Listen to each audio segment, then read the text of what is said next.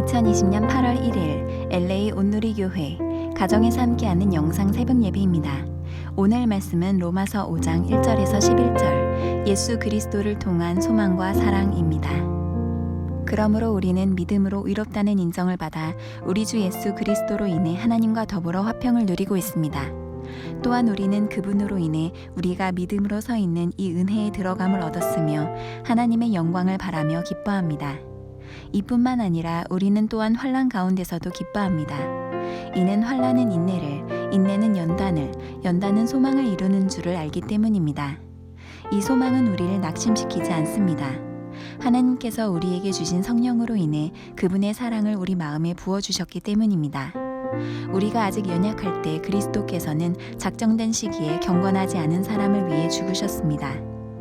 의인을 위해 죽는 사람은 거의 없고 선한 사람을 위해 과감히 죽는 사람은 간혹 있기는 합니다. 그러나 우리가 아직 죄인이었을 때 그리스도께서 우리를 위해 죽으심으로 하나님께서는 우리에 대한 그분의 사랑을 나타내셨습니다. 그러므로 이제 우리가 그리스도의 피로써 의롭다는 인정을 받았으니 그리스도로 인해 하나님의 진노에서 확실히 구원받을 것입니다. 우리가 하나님과 원수됐을 때 하나님의 아들이 죽으심으로 인해 그분과 화목하게 됐으니 화목하게 된 우리는 하나님의 생명으로 인해 확실히 구원을 받을 것입니다. 그뿐 아니라 이제 우리는 우리를 하나님과 화목하게 하신 우리 주 예수 그리스도로 인해 하나님 안에서 기뻐합니다. 토요일입니다. 이번 주도 한 주 마무리하며 주님의 거룩한 일들을 기억하고 또 그분의 성실하심을 찬양하기 원합니다.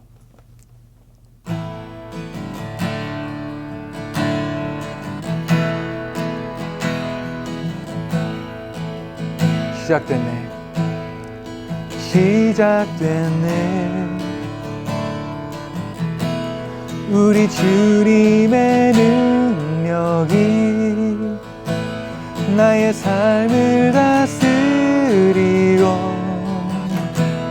새롭게 하네. 자유하네. 죄와 사망으로부터 나의 삶은 변하고나 충만하네. 은혜로다. 은혜로다. 주의 은혜 한량 없는 주의 은혜 은혜로다. 주의 은혜 변함없는 신실하신 주의 은혜 은혜로다. 은혜로다. 주의 은혜 한량 없는 주의 은혜 은혜로다. 주의 은혜 변함없는 신실하신 주의 은혜 변함없는 신실하신 주의 은혜. 아멘. 미국에서 자주 볼 수 있는 간판 중에서 폰샵이라는 게 있습니다. 전당포죠. 급하게 돈이 필요한 사람들이 전당포에 물건을 저당 잡히고 또 필요한 돈을 빌려가는 곳입니다. 이곳에 맡긴 물건을 다시 찾아가는 방법은 딱 한 가지입니다. 바로 빌려간 돈을 모두 갚는 것입니다. 그럴 때 비로소 본래 자신의 소유였던 그 물건을 되찾아올 수가 있는 것이죠.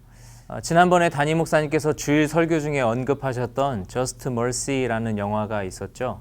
백인 경관이 죄 없는 흑인에게 누명을 씌워서 억울하게 감옥살이를 시킨 실화를 다룬 영화였습니다. 실제로 그런 사례가 엄청나게 많이 있다는 사실에 저도 충격을 적잖이 받았습니다. 감옥에 있어서는 안 될 억울하게 누명을 쓴 사람을 구해내기 위해서 영화의 주인공인 그 신참 변호사는 백방으로 노력을 합니다. 결국 그의 무죄가 입증되고 억울한 감옥살이가 끝나게 됩니다.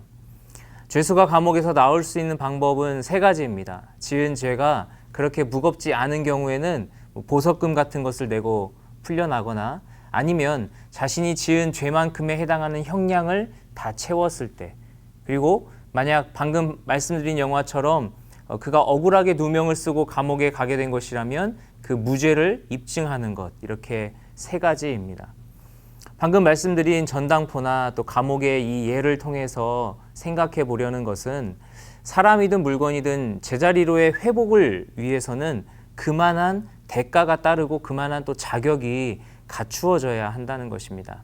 만약 누군가가 경제적으로 어려워서 급히 돈이 필요해 이 소중한 결혼 반지를 팔기로 했다고 가정해 봅시다. 그런데 만약 그 반지를 사려는 사람이 그 사람의 사정을 듣고 딱한 마음이 들어서 반지도 받지 않고 그냥 그 사람에게 필요한 돈을 조건 없이 그냥 줬다면 어떤 마음이 되겠습니까?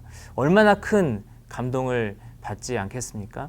오늘 말씀을 통해서 우리는 그런 감동에는 비교조차 할 수 없는 큰 감동을 경험하게 될 것입니다. 바로 우리 하나님의 사랑이 우리에게 그 감동을 경험하게 하실 것입니다.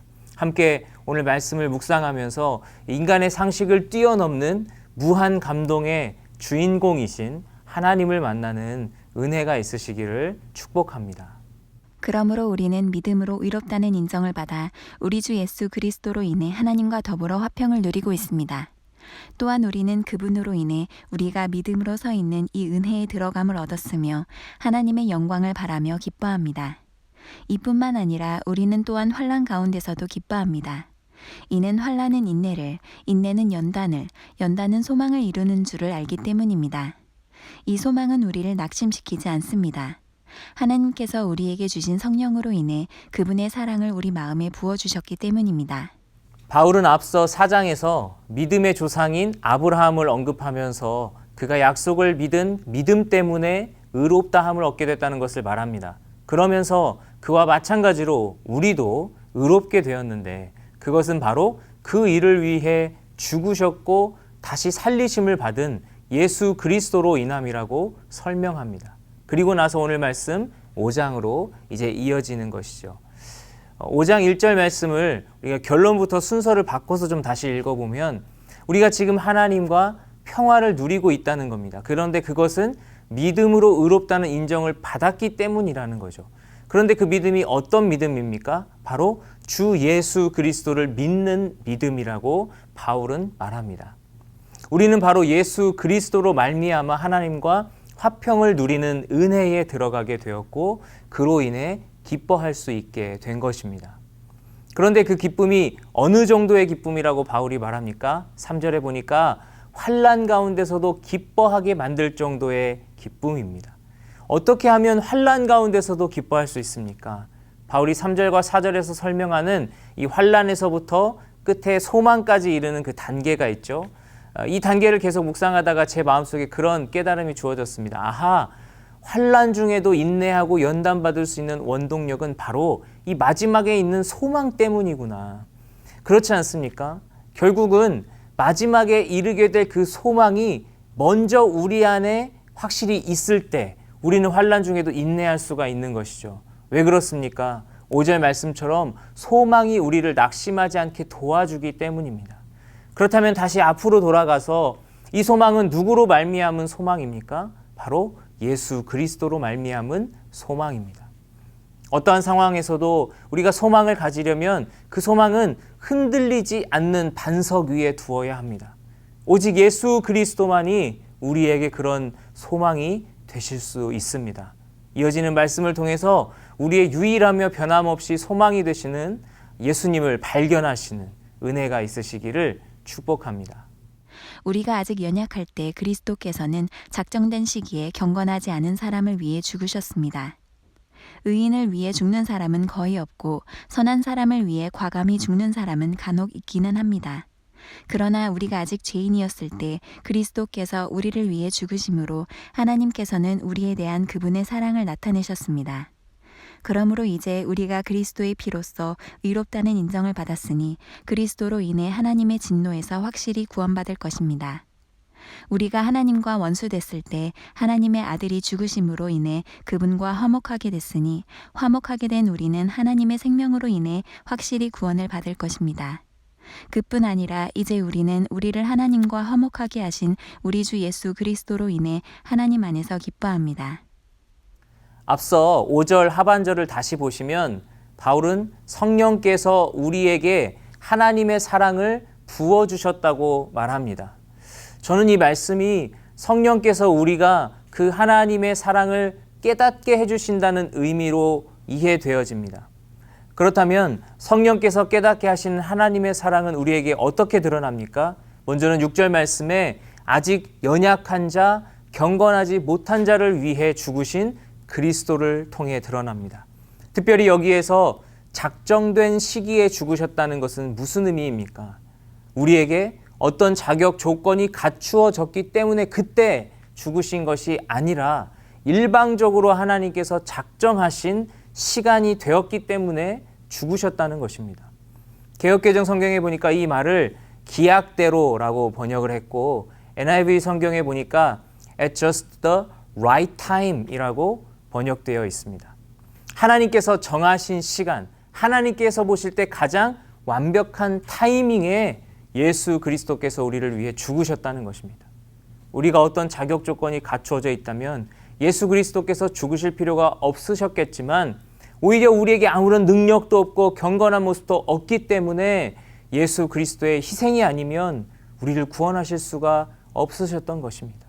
이처럼 무능력하고 경건하지 못한 우리를 위해 하나님은 예수 그리스도를 희생하시기로 작정하셨고 그 작정하신 대로 행하셔서 우리를 위한 사랑을 보여주신 것입니다. 또 8절에서처럼 아직 죄인이었을 때 그리스도께서 우리를 위해 죽으심으로 하나님께서 우리에 대한 그분의 사랑을 나타내셨다고 말합니다. 아직 죄값을 스스로 치르지도 않았고 무죄가 입증되지도 않았습니다. 그런데 그런 죄인을 위해 예수 그리스도께서 대신 죽으셨다는 것입니다. 인간의 방식은 죄의 대가가 모두 지불되고 죄의 문제가 해결되었을 때에야 그 사람을 무죄하다고 인정해 줍니다. 그런데 하나님의 방식은 그냥 그 자신이 대신 죽으셔서 그 죄값을 지불해 주시고 우리를 무죄하다고 인정해 주시는 것입니다. 마지막 10절에서는 우리가 하나님과 원수됐을 때 하나님의 아들이 죽으심으로 우리가 하나님과 화목하게 됐다고 말합니다. 생명의 삶 이 해설에도 나와 있는 것처럼 화목하게 된다는 것은 하나님과 원래의 관계로 회복되는 것을 의미합니다. 처음에 1절에서도 우리가 믿음으로 의롭다 인정을 받았기 때문에 하나님과 화평을 누리고 있다고 말했죠. 의로운 상태가 하나님이 본래 우리를 창조하신 모습이었고 하나님과의 화평한 관계가 우리가 본래 누리던 하나님과의 관계였습니다. 그런데 이런 의로운 상태, 하나님과의 화평한 관계로의 회복이 누구로 인해 가능하게 된 것입니까? 바로 하나님의 아들이신 예수 그리스도의 죽으심으로 가능하게 되었다는 것입니다.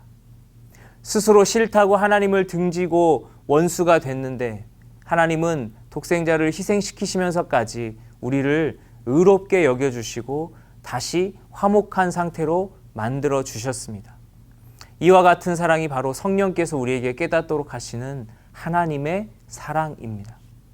연약하고 경건하지 못한 상태, 죄인인 상태, 원수인 상태에 있는 그런 우리들까지도 이렇게 사랑하시는 하나님이신데 그 하나님의 사랑이 우리에게 있다면 우리가 환난 중에도 기뻐할 수밖에 없지 않겠습니까? 오늘 말씀을 통해 이러한 하나님의 사랑이 다시 한번 저와 여러분의 마음에 확실하게 새겨지실 수 있기를 예수님의 이름으로 축복합니다. 이제 말씀을 맺겠습니다. 지금이 어쩌면 인간적으로 봤을 때는 전 세계적으로 가장 큰 환난의 때를 지나고 있는 시기가 아닐까 생각됩니다. 그런데 여러분, 엄마 품에 안겨 있는 아기는 어떤 악조건 속에서도 아주 평안히 잠을 잡니다. 지금 우리가 겪는 상황들이 아무리 어렵고 힘들다 할지라도 그 모든 상황들을 뛰어넘는 하나님의 놀라운 사랑이 우리를 감싸고 있습니다. 아무런 자격 없는 우리를 위해 자신의 모든 것을 던지실 정도로 우리를 사랑하시는 하나님이 지금도 우리를 붙들고 계십니다. 이 모든 상황들도 그 하나님의 섭리 안에서 이루어지는 일들이기 때문에 결국 하나님은 사랑으로 이 모든 일들을 통해 합력하여 선을 이루실 것이라고 확신합니다. 오늘 말씀을 통해 그 하나님의 사랑을 붙잡고 오늘도 소망 가운데 기쁨과 평안을 누리며 살아가는 저와 여러분 되시기를 예수님의 이름으로 축복합니다. 기도하겠습니다. 하나님 감사합니다. 오늘 말씀을 통해서 아직 연약한 자들, 아직 죄인된 자들, 아직 원수된 자들을 살리시기 위해 독생자 예수 그리스도를 보내주심으로 그 그리스도로 말미암아 우리에게 소망과 기쁨을 주신 그 하나님의 놀라운 은혜와 사랑을 찬양합니다. 하나님, 지금 코로나 바이러스로 인해 전 세계가 어려움을 당하고 있고 우리도 다 개인적으로 지금 어려운 시기를 보내고 있는데 그러나 이 모든 상황 또한 하나님의 손안에 있음을 우리가 믿음으로 바라볼 수 있도록 도와주시옵소서. 그 하나님께서 우리를 그처럼 사랑하시는 분이심을 우리가 깨닫고 그 하나님의 섭리 가운데 그 사랑의 섭리 가운데 이 모든 상황들이 있음을 우리가 깨닫고 불안해하거나 두려워하기보다는 하나님을 바라보며 기쁨과 평안을 누리며 살아가는 그런 믿음이 우리 안에 있을 수 있도록 주님 은혜를 베풀어 주시옵소서. 오늘도 사랑으로 우리를 인도하시는 하나님의 그 은혜에 감사드리며 예수님의 이름으로 기도드립니다. 아멘.